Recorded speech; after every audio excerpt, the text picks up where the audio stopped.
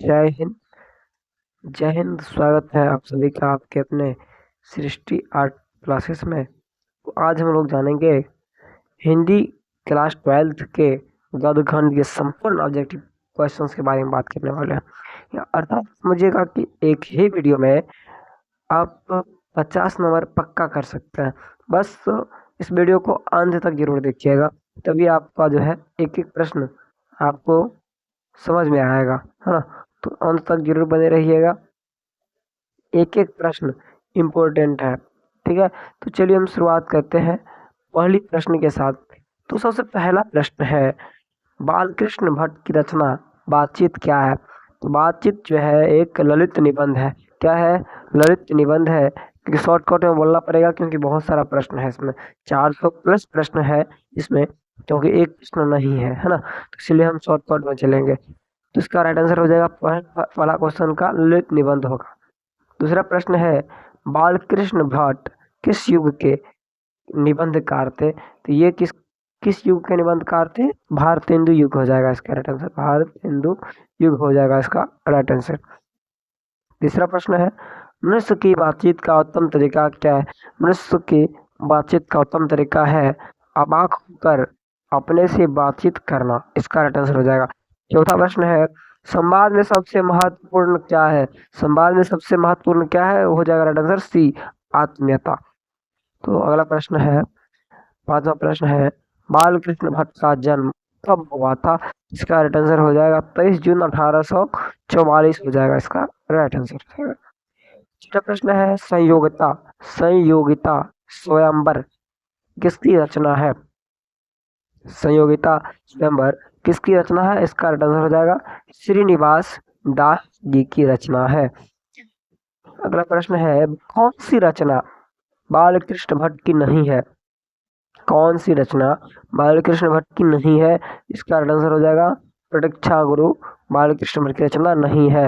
अगला प्रश्न है, कौन सी रचना बालकृष्ण भट्ट की है। इसका राइट आंसर हो जाएगा रेल का विकट खेल हो जाएगा इसका राइट आंसर।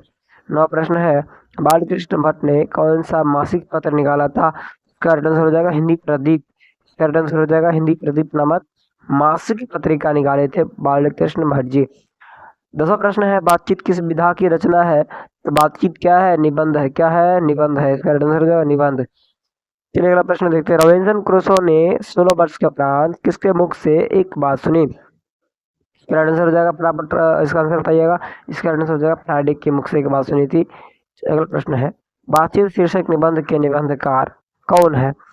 बातचीत के लेखक कौन है? बालकृष्ण भट्ट जी हैं इसके लेखक। 13वां प्रश्न है, बातचीत के माध्यम से बालकृष्ण भट्ट क्या बताना चाहते हैं।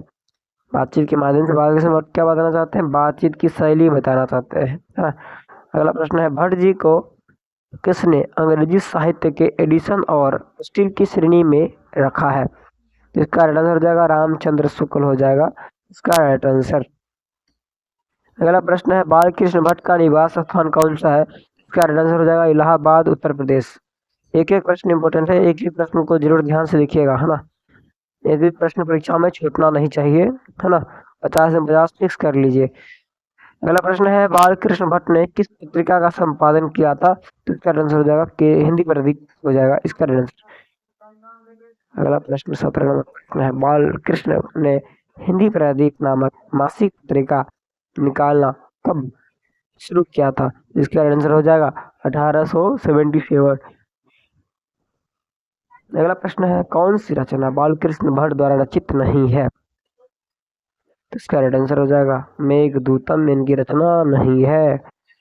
19वां प्रश्न है, कौन सा उपन्यास बालकृष्ण भट्ट द्वारा रचित है। इसका आंसर हो जाएगा सब अजान एक सुजान हो जाएगा इसका राइट आंसर।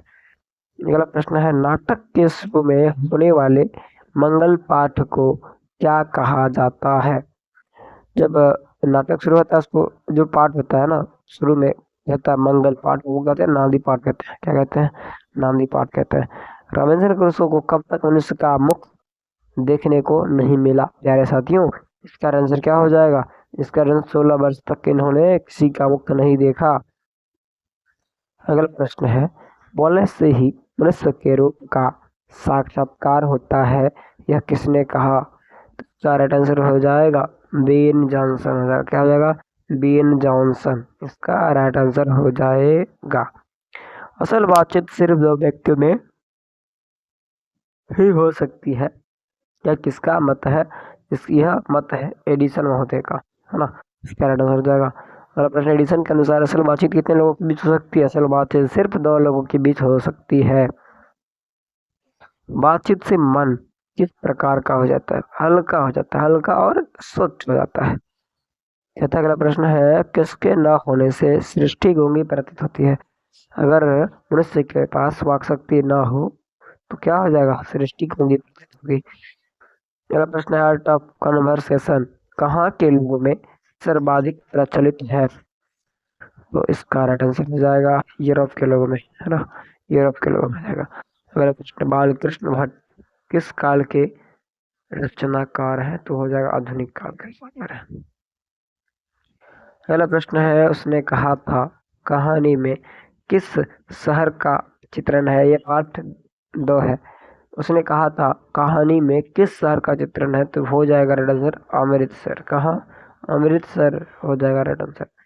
अगला प्रश्न है, प्रश्न संख्या 30, लहना सिंह के गांव का नाम क्या था? मांझे, मांझे नाम था, है ना। चलिए अगला प्रश्न, लहना सिंह किस पद पर था? लहना सिंह किस पद पर था? जमादार के पद पर था। किस पद पर? जमादार के पद पर। लहना सिंह की मृत्यु किसकी गोद में हुई थी? वजीरा सिंह के गोद में हुई थी, है ना। पलटन का विदूषक कौन था? पलटन का विदूषक कौन था? वजीरा सिंह, सॉरी, वजीरा सिंह हो जाएगा। अगला प्रश्न है, सूबेदार हजारा सिंह के लड़के का नाम क्या था? उनके लड़के का नाम बोधा सिंह था, है ना। अगला प्रश्न है, भारतीय सिपाहियों का किसके साथ संघर्ष हुआ था? है ना, जर्मनों के साथ हुआ था, जर्मनी के साथ, है ना। अगला प्रश्न है, जर्मन लेफ्टिनेंट को किसने मार गिराया? लहना सिंह मार गिराया, है ना। अगला प्रश्न है, सिख राइफल्स के जमादार लहना सिंह का नंबर क्या था? नंबर था 77। क्या था? 77 था, है ना? सरकार ने, अगला प्रश्न है, सरकार ने सूबेदार को जमीन कहाँ दी है? लायलपुर में। लायलपुर हो जाएगा इसका राइट आंसर। अगला प्रश्न है, गुलेरी जी का जन्म कब हुआ था? सॉरी, कहाँ हुआ था, है ना। इसका राइट आंसर जयपुर राजस्थान में हुआ था। अगला प्रश्न है, सुखमय जीवन किसकी रचना है? सुखमय जीवन किसकी रचना है? तो जी चंद्रधर शर्मा गुलेरी जी का रचना है। अगला प्रश्न है, उसने कहा था कहानी कब प्रकाशित हुआ था? 1915 में। कब? 1915 में प्रकाशित हुआ था। अगला प्रश्न है, कछुआ धर्म, कछुआ धर्म किसकी कृति है ना। सारा आंसर हो जाएगा चंद्रधर शर्मा गुलेरी। अगला प्रश्न, पुरानी हिंदी किसकी रचना है ना। पुरानी हिंदी के रचनाकार गुलेरी जी हैं। अगला प्रश्न है, कौन सा निबंध गुलेरी रचित नहीं है? तो अगला प्रश्न का आंसर हो जाएगा मजदूरी और प्रेम गुलेरी जी की रचना नहीं है। अगला प्रश्न है 45, कुरमाई का क्या अर्थ होता है? कुरमाई का अर्थ क्या होता है? मंगनी होता है, मंगनी। लहना सिंह पूछी थी उस लड़की से कि जब पहली बार दोनों मिले थे पान वाले दुकान पर, तो उनसे पूछी थी क्या तेरी कुरमाई हो गई? ये पूछी थी ना। चलिए अगला प्रश्न है, बोधा कौन था? बोधा कौन था? सूबेदार, सूबेदार हजारा सिंह का बेटा, है ना। इसका आंसर क्या हो जाएगा? हजारा सिंह का बेटा था, है ना। चलिए अगला प्रश्न, अगर आपको कोई लग रहा हो कि प्रश्न अगर गलत है तो उसका आंसर आप जरूर बताइएगा कमेंट बॉक्स में। गलत है तो इसका आंसर आप कमेंट बॉक्स में अवश्य बता सकते हैं ना। चंद्रधर शर्मा गुलेरी की कहानी कौन सी है? चंद्रधर शर्मा गुलेरी की कहानी कौन सी है? उसने कहा था। अगला प्रश्न, कौन सी कहानी चंद्रधर शर्मा गुलेरी की लिखी हुई नहीं है? कौन सी कहानी चंद्रधर शर्मा गुलेरी की लिखी हुई नहीं है? करेक्ट आंसर हो जाएगा कफन, कफन।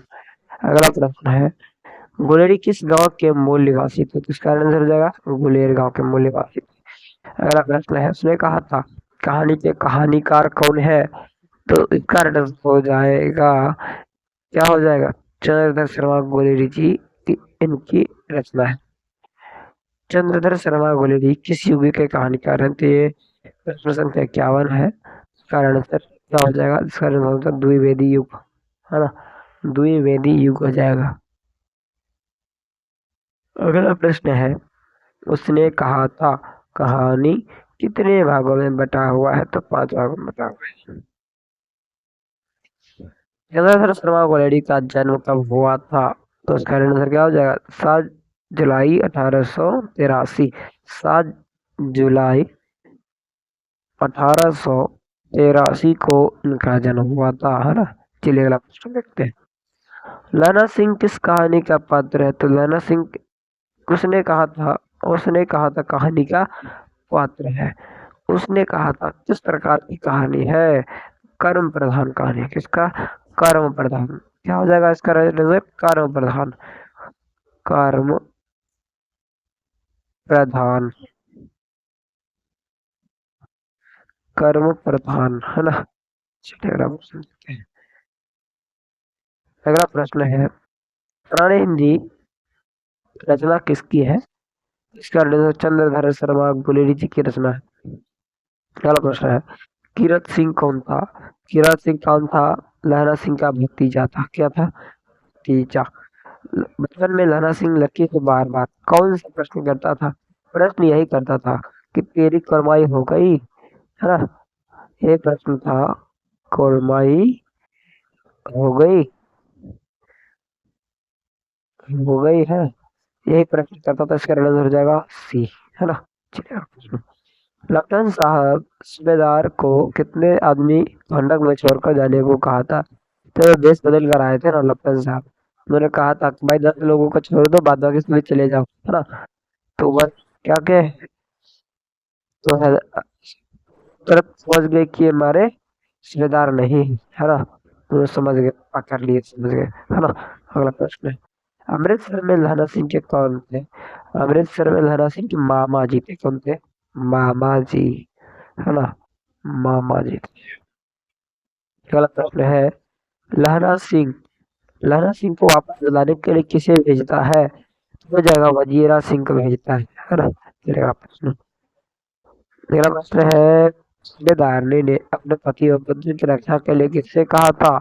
अरे लहरा सिंह को कहा था, है ना। चलिए, लहरा सिंह का सिंह सिंह गोद में लेकर कौन बैठा था? तो ये थे वजीरा सिंह। कौन थे? वजीरा सिंह। लहरा सिंह के मामा कहाँ के रहने वाले थे? अमृतसर, पंजाब। अमृतसर पंजाब में ही है ना। पंजाब में ही अमृतसर है। चलिए, उसने कहा था कहानी किस वर्ष की रचना है? तो 1915 में प्रकाशित हुआ था। उसने कहा था अभी न जाने कितने मीलों इस देश की जनता को जाना है। तो इसका आंसर हो जाएगा, क्या हो जाएगा इसका आंसर? इसका आंसर हो जाएगा सी, हो जाएगा। क्या हो जाएगा? सी। पंडित जवाहरलाल नेहरू जी कहे। अगला प्रश्न है, किस अस्पताल में दिनकर जी का निधन हो गया? किस अस्पताल में? तो इसका राइट आंसर हो जाएगा, क्या हो जाएगा इसका राइट आंसर? हो जाएगा, क्या हो जाएगा? देखिए इसका राइट आंसर हो जाएगा विलिंगडन नर्सिंग होम। कहाँ? विलिंगडन नर्सिंग होम में हो गया था दिनकर जी का निधन। प्रकाश नारायण को किसका दलाल कहा गया? तो ये अमेरिका का दलाल इनको कहा गया था, क्योंकि अमेरिका में थे, इसलिए इनको अमेरिका का दलाल कहा गया। प्रकाश नारायण के स्वास्थ्य पर निगरानी रखने वाले डॉक्टर का नाम क्या था? मोहम्मद डॉक्टर रहमान, है ना। रहमान। आगे अगला प्रश्न, प्रकाश जी को किसका भाषण सुनकर अमेरिका जाने की प्रेरणा मिली? जिसका आंसर क्या हो जाएगा? स्वामी स्वामी सत्यदेव का इसका राइट आंसर हो जाएगा। अगला प्रश्न है, फ्री प्रेस के मालिक कौन थे? इसका आंसर हो जाएगा सदानंद जी हो जाएगा, है ना। अगला प्रश्न, ब्रेन ऑफ बॉम्बे किसे कहा जाता था? इसका राइट आंसर हो जाएगा उमा शंकर दीक्षित जी को कहा जाता है। अगला प्रश्न, जयप्रकाश नारायण ने ISC की परीक्षा कहाँ से पास की? तो इसका राइट आंसर हो जाएगा बिहार विद्यापीठ से, है ना। अगला प्रश्न, लेनिन की मृत्यु कब हुई थी? लेनिन की मृत्यु कब हुई थी? 1924 में हुई थी। अगला प्रश्न, प्रकाश जी मार्क्सवादी कब बने? तो इसका आंसर 1924 हो जाएगा। ऋषवर नाथ रेणु की पुस्तक है। ऋषवर नाथ रेणु की पुस्तक है। इसका आंसर हो जाएगा महिला आंचल।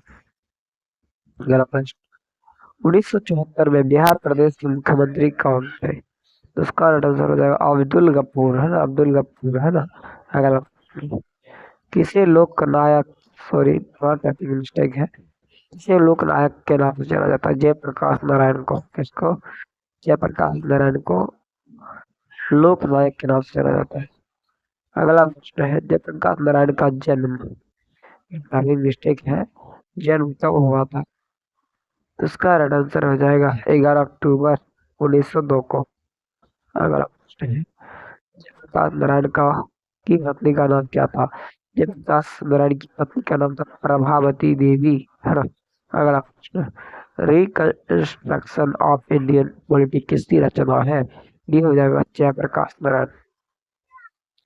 प्रजा सोशलिस्ट पार्टी का गठन कब हुआ था? तो इसका राइट आंसर हो जाएगा ए, हो जाएगा इसका राइट आंसर 1952 में।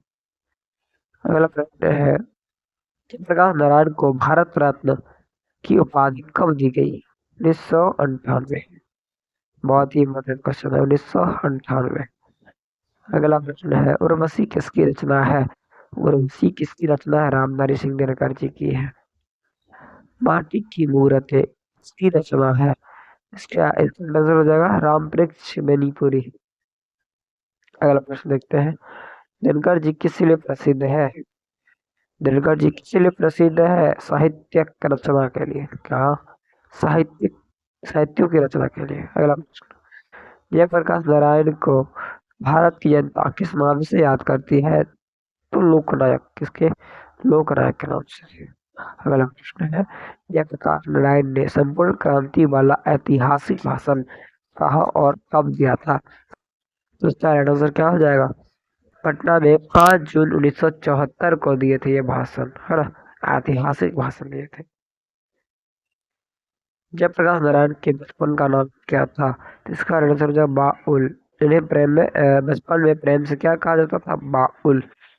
अगला प्रश्न है, जयप्रकाश नारायण ने किस साल छात्र आंदोलन का नेतृत्व किया था? 1974 में। कब?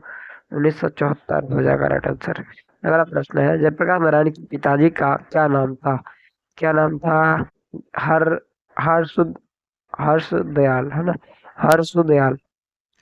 अगला प्रश्न है, जयप्रकाश नारायण रचित पाठ का नाम क्या है? जय प्रकाश नारायण संपूर्ण क्रांति, है ना। अगला प्रश्न है, संपूर्ण क्रांति क्या है? इसका राइट आंसर हो जाएगा भाषण। क्या है? भाषण। संपूर्ण क्रांति किसकी देन है? ये हो जाएगा जेपीजी की देन है। अगला प्रश्न है, संपूर्ण क्रांति पाठ में दिया गया भाषण किसका है? जेपीजी का है ना। जयप्रकाश नारायण का जन्म कहाँ हुआ था? ये प्रश्न भी बार बार पूछा जाता है, वेरी वेरी इंपोर्टेंट प्रश्न है ये। भी है, ये हो जाएगा सीता प्यारा। अगला प्रश्न है, 1974 में छात्र आंदोलन का नेतृत्व किसने किया? जेपीजी किया। किसने किया? जेपीजी ने। संपूर्ण क्रांति की शुरुआत कब हुई थी? 1974 में हुई थी। अगला प्रश्न है, जयप्रकाश नारायण को समाज सेवा के लिए किस पुरस्कार से सम्मानित किया गया? मैग्सेसे पुरस्कार। अगला प्रश्न है, जयप्रकाश नारायण मद्रास में वे किस व्यक्ति के साथ रुके थे? तो ये हो जाएगा ईश्वर अय्यर। कौन हो जाएगा? ईश्वर अय्यर हो जाएगा इसका राइट आंसर। अगला प्रश्न है, जयप्रकाश नारायण के अनुसार देश का भविष्य किसके हाथों में है? इसका थोड़ा टाइपिंग मिस्टेक हो गया है। ये जो भविष्य किसके हाथों में है? नई पीढ़ियों के हाथों में। किसके हाथों में? नई पीढ़ियों के हाथों में देश का भविष्य। अगला प्रश्न है, इसका जो राइट आंसर होगा, ये थोड़ा मिस्टेक है, इसको मैं मिटा दूं।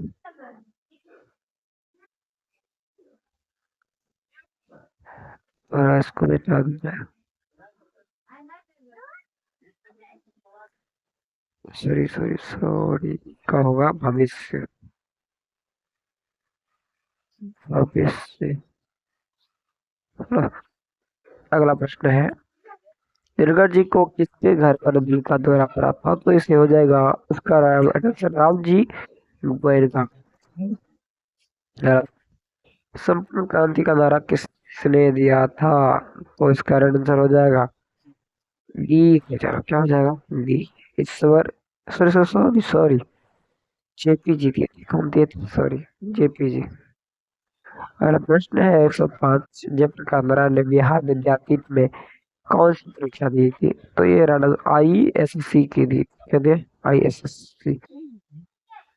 पुलिस के बड़े उच्चाधिकारियों ने किसके मुंह से सुना था कि जयप्रकाश नारायण नहीं होते तो बिहार जल गया था? किसने कहा था?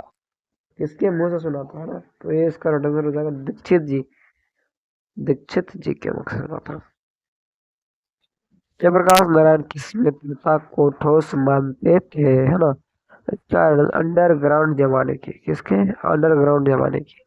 अगला प्रश्न है, जयप्रकाश नारायण किसको भाई कहते थे? ये थे जवाहरलाल नेहरू जी को भाई कहते थे, हाँ। अगला प्रश्न, अर्धनारीश्वर पाठ के लेखक कौन है? अर्धनारीश्वर पाठ के लेखक कौन है? तो इसका राइट आंसर हो जाएगा, इसका राइट आंसर क्या आ जाएगा? रामधारी सिंह दिनकर, है ना? अगला प्रश्न देखते हैं, रामधारी सिंह दिनकर की रचना कौन सी है? तो हो जाएगा अर्धनारीश्वर। अगला प्रश्न, दिनकर जी का जन्म बिहार के किस जिले में हुआ था? बिहार के बेगूसराय के सिमरिया गांव में हुआ था। कहाँ हुआ था? सिमरिया गांव। कहाँ हुआ था? सिमरिया, बेगूसराय जिला में पड़ता है ना?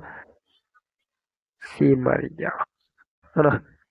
चलिए अगला प्रश्न, अर्धनारीश्वर में किस के गुण का समन्वय है? इसका राइट आंसर हो जाएगा नारी और पुरुष दोनों। अगला प्रश्न है, दिनकर जी की पहली काव्य पुस्तक कौन सी? तो इसका राइट आंसर हो जाएगा प्रणभंग। क्या है? प्रणभंग है। अगला प्रश्न है, दिनकर जी की पहली कविता किस पत्रिका में प्रकाशित हुई थी? तो इसका छात्र सहोदर हो जाएगा राइट आंसर। अगला प्रश्न है, दिनकर जी की पहली कविता कब प्रकाशित हुई है ना? इसका राइट आंसर हो जाएगा 1925। गलत है। दिनकर जी के अनुसार यदि पति विचार है तो पत्नी क्या है? पत्नी भावना। क्या है? भावना है। बुद्ध और महावीर ने नारियों का कौन सा अधिकार दिया था? तो इन्होंने नारियों को जो अधिकार दिया था भिक्षुणी होने का। कहाँ का? भिक्षुणी होने का। अगला प्रश्न है, पुरुष जब नारी के गुण का जब पुरुष जब नारी के गुण लेता है तब वह देवता बन जाता है, किंतु नारी जब नर के गुण सीखती है तब वह राक्षसी हो जाती है। यह किसका कथन है? तो ये रविंद्रनाथ प्रेमचंद का प्रेमचंद जी का ये कथन है। अगला प्रश्न है, अर्धनारीश्वर किस विधा से संबंध है? अर्धनारीश्वर क्या है? ये हो जाएगा एकांक के, है ना? एकांक के। किसके अपने जीवन के अंतिम दिनों में नारीत्व की साधना की थी? किसने अपने जीवन के अंतिम दिनों में नारीत्व की साधना की थी? तो इसका आंसर क्या हो जाएगा? गांधी जी। अगला प्रश्न है, अर्धनारीश्वर शंकर और पार्वती का किस प्रकार का रूप है? तो हो जाएगा इसका आंसर कल्पित रूप है। अगला प्रश्न है, प्रेमचंद के अनुसार नारी जब पुरुष के गुण सीखती है तब वह क्या हो जाती है? क्या हो जाती है? राक्षसी हो जाती है। ये मैं नहीं कह रहा, ये प्रेमचंद जी कह रहे हो ना? चलिए अगला प्रश्न देखते हैं। अगला प्रश्न है, निम्नलिखित में से कौन सी रचना दिनकर जी की नहीं है? तो इसका आंसर हो जाएगा जूठन। ओम प्रकाश वाल्मीकि की रचना है ना? अगला प्रश्न है, निम्नलिखित में से कौन सी रचना दिनकर जी की है? तो इसका आंसर हो जाएगा परशुराम की प्रतीक्षा, है ना? अगला प्रश्न देख लेते हैं।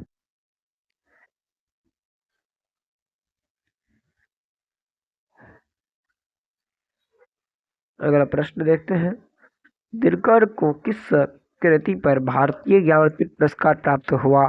चलिए इसका राइट आंसर हो जाएगा उर्वशी। क्या होगा? उर्वशी राइट आंसर हो जाएगा। अगला प्रश्न है, युद्ध और शांति की समस्या पर लिखी गई काव्य कृति कौन सी है? हो जाएगा इसका राइट आंसर कुरुक्षेत्र। कुरुक्षेत्र हो जाएगा इसका राइट आंसर। तो इसका राइट आंसर कुरुक्षेत्र हो जाएगा। अगला प्रश्न देखते हैं। अर्धनारीश्वर कल्पित रूप है किसका? इसे बच्चा अक्सर कंफ्यूजन में पड़ जाता है और टिक जो लगा देते हैं वो राधा और कृष्ण का टिक लगा देते हैं, लेकिन वो हो जाता है गलत। तो इसका आंसर शिव और पार्वती हो जाएगा, है ना। अगला प्रश्न, गांधारी कौन थी? ये भी बहुत इंपॉर्टेंट प्रश्न है साहब। गांधारी कौन थी?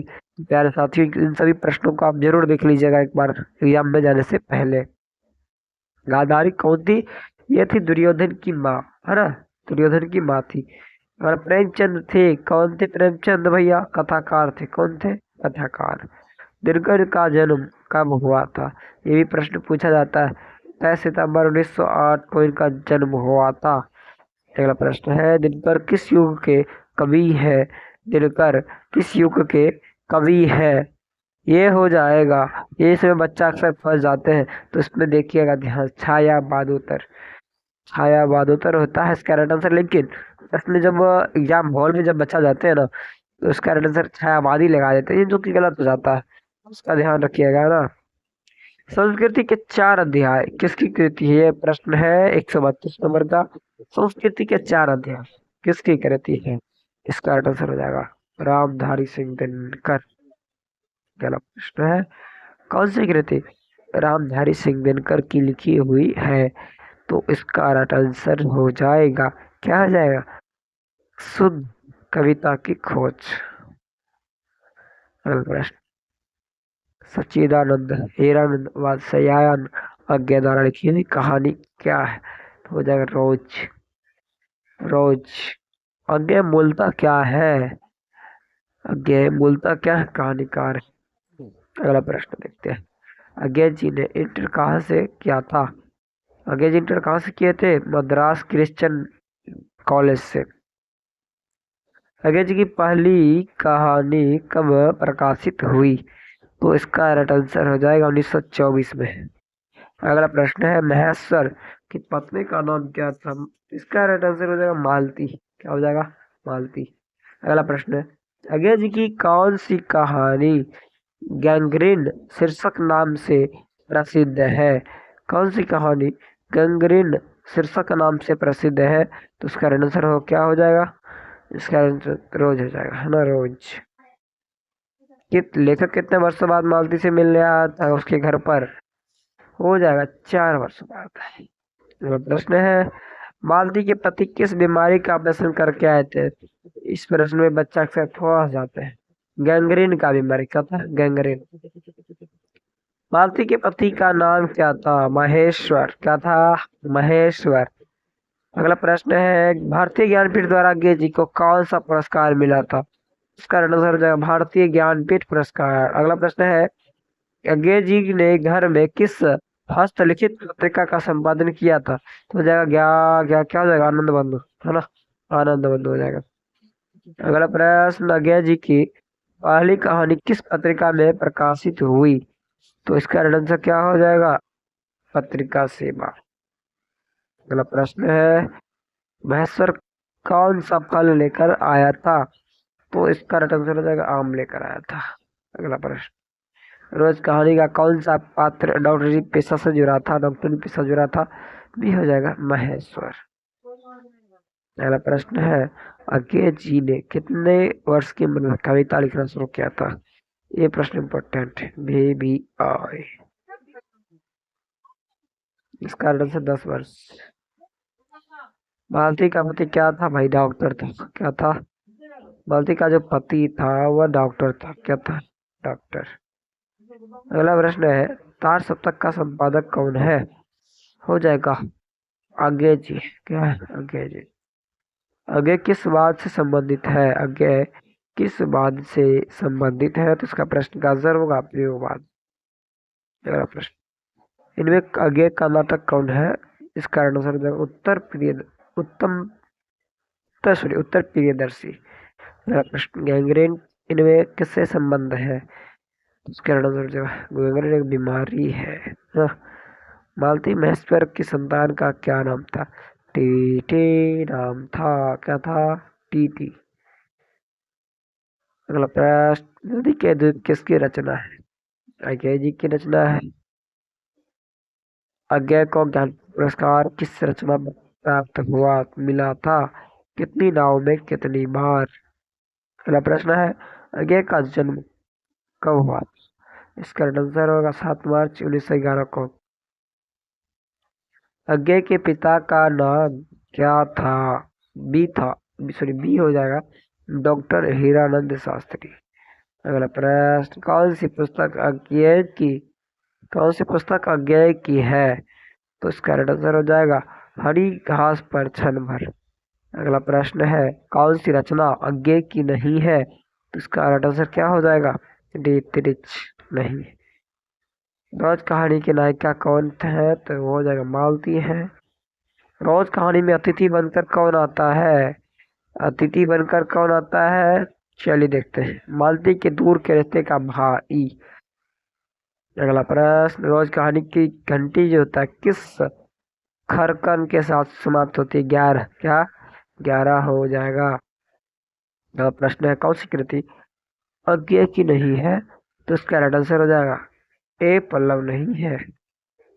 कौन सी कृति अज्ञेय की है? अगला प्रश्न है, कौन सी कृति अज्ञेय की है? तो उसका राइट आंसर हो जाएगा नदी के द्वीप हो जाएगा, नदी के द्वीप। अगला प्रश्न है हो जाएगा, रोज इनमें से क्या है? रोज क्या है? कहानी है। अगला प्रश्न हो जाएगा, उत्तर प्रियदर्शी नाटक के नाटककार कौन है? तो हो जाएगा अज्ञेय जी। हाँ, अगला प्रश्न, शेखर एक जीवनी किस विधा की कृति? हो जाएगा उपन्यास। अगला प्रश्न, अज्ञेय की माँ का नाम क्या है? वयंती देवी नाम है इनकी माँ का। अगला प्रश्न है, रोज कहानी की नायिका कौन है? ये कई तरह से प्रश्न आपसे पूछते हैं, मालती हो जाएगा। अगला प्रश्न है, रोज शीर्षक कहानी के लेखक कौन है? अज्ञेय जी। एक लेख और एक पत्र का एक लेख और एक पत्र के रचनाकार कौन है? भगत सिंह है। अगला प्रश्न है, भगत सिंह के पिता सरदार किशन सिंह और चाचा अजीत सिंह किसके सहयोगी थे? लाला लाजपत राय के सहयोगी थे। अगला प्रश्न, भगत सिंह ने अपने नेतृत्व पंजाब में नौजवान भारत सभा का गठन कब किया? हो जाएगा इसका आंसर 1926 में। अगला प्रश्न है, भगत सिंह ने चंद्रशेखर आजाद के साथ मिलकर किस संघ का गठन किया? तो हो जाएगा हिंदुस्तान समाजवादी प्रजातांत्रिक पार्टी। अगला प्रश्न है 177, भगत सिंह किस उम्र में क्रांतिकारी गतिविधियों में शामिल हुए? हो जाएगा 12 वर्ष की उम्र में। अगला प्रश्न है, भगत सिंह को कांग्रेस तथा महात्मा गांधी से मोह भंग कब हुआ? 1921 में। अगला प्रश्न है, 1914 ईस्वी में भगत सिंह किस पार्टी की ओर आकर्षित हुए? इसका राइट आंसर हो जाएगा गदर पार्टी। अगला प्रश्न है, चौरा चौरी चौड़ा कांड कब हुआ? तो 1922 में हुआ। कब हुआ था? 1922 में। कौन सा निबंध भगत सिंह का लिखा हुआ नहीं है? तो इसका राइट आंसर हो जाएगा परिवेश, इनका लिखा हुआ नहीं है। अगला प्रश्न, भगत सिंह गणेश शंकर विद्यार्थी द्वारा निकाली जाने वाली किस पत्रिका से जुड़े थे? इसका राइट आंसर हो जाएगा प्रताप। अगला प्रश्न है, भगत सिंह के हृदय में किस भावना का कोई स्थान नहीं था? इसका राइट आंसर क्या हो जाएगा? प्रेम। अगला प्रश्न है, भगत सिंह को किसे घृणित और कायरतापूर्ण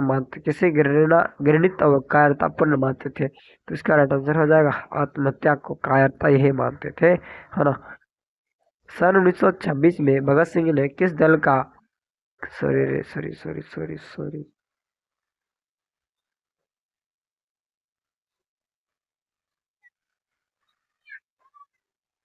अगला प्रश्न है आपका, भगत सिंह किसे घृणित तथा कायरतापूर्ण मानते थे? तो ये हो जाएगा इसका राइट आंसर आत्महत्या। अगला प्रश्न है 185 नंबर प्रश्न है, 1926 में भगत सिंह ने किस दल का गठन किया था? हो जाएगा इसका नौजवान भारत सभा। अगला प्रश्न है, भगत सिंह ने अपने लिए सजा के संबंध में क्या विश्वास था? तो उसका आंसर होगा मृत्यु दंड हो जाएगा राइट आंसर। अगला प्रश्न है, प्रिंस क्रोमोटिन कौन था? इसमें बच्चा अक्सर फंस जाता है, तो ध्यान दीजिएगा इसमें। ये अर्थशास्त्र का विद्वान थे, है ना।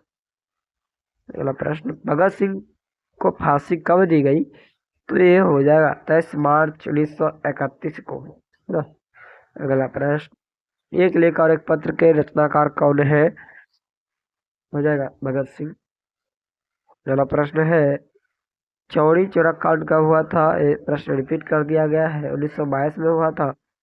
अगला प्रश्न है, प्रताप के संस्थापक संपादक कौन थे? तो इसका आंसर गणेश शंकर विद्यार्थी हो जाएगा। अगला प्रश्न, भगत सिंह का जन्म कब हुआ था? तो इसका आंसर हो जाएगा 28 सितंबर 1907 को हुआ था। अगला प्रश्न, भगत सिंह के चाचा का नाम क्या था? इनके चाचा जी का नाम था अजीत सिंह। अगला प्रश्न है, विद्यार्थी और राजनीति शीर्षक निबंध किसका लिखा हुआ है? तो इसका राइट आंसर हो जाएगा भगत सिंह। अगला प्रश्न है, मतवाला पत्रिका कहाँ से निकलती है थी? तो हो जाएगा कोलकाता से निकलती थी, है ना। अगला प्रश्न, भगत सिंह किससे प्रभावित थे? कार्ल मार्क्स से, है ना, कार्ल मार्क्स से। मैं नास्तिक क्यों हूँ, यह किसका लेख है? भगत सिंह का। अगला प्रश्न है, बंदी जीवन किसकी कृति है? इसका आंसर हो जाएगा सचिंद्र नाथ सान्याल की है। अगला प्रश्न है, भगत सिंह की शहादत कब हुई थी? 23 मार्च 1931 को हुई थी। अगला प्रश्न है, भगत सिंह ने किसको पत्र लिखा था? हो जाएगा सुखदेव को लिखा था। तो साथियों, आज के लिए 200 प्रश्न बहुत है, तो मैं आज के लिए इतना ही। और फिर अगली वीडियो में जो क्वेश्चन आज 200 बचा हुआ है, ये प्रश्न मैं कल करा दूंगा। तब तक के लिए धन्यवाद। आज के लिए इतना ही, फिर मिलते हैं अगली क्लास में 200 प्रश्नों के साथ। तब तक के लिए धन्यवाद। जय हिंद, जय भारत।